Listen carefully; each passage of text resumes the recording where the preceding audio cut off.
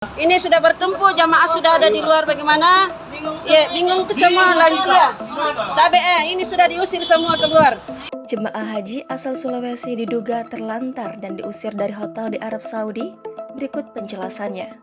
Beredar di media sosial sebuah video yang memperlihatkan calon haji asal Luwu Timur dan Luwu Utara, Sulawesi Selatan diduga terlantar di sebuah hotel di Arab Saudi. Dalam video yang diunggah oleh pemilik akun Instagram @warungjurnalis pada Jumat 10 Juni, disebutkan bahwa jamaah haji yang terlantar itu merupakan kloter ke-14.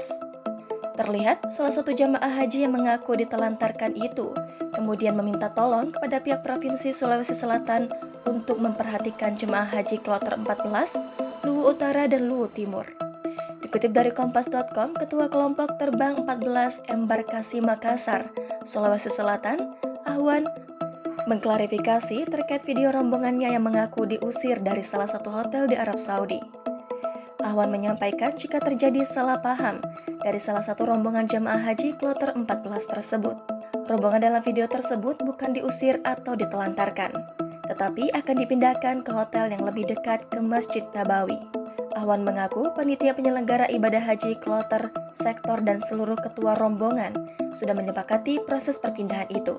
Lebih lanjut, Ahwan menjelaskan jika rombongan jemaah haji yang lain sudah menempati hotel Front Taibah, agar nanti dalam melakukan koordinasi dengan rombongan lain lebih mudah. Oleh karena itu, dirinya menepis jika rombongan jemaah haji kloter 14 asal Luwu Timur dan Luwu Utara ditelantarkan di Arab Saudi. Jangan lupa subscribe, share, komen, dan like ya!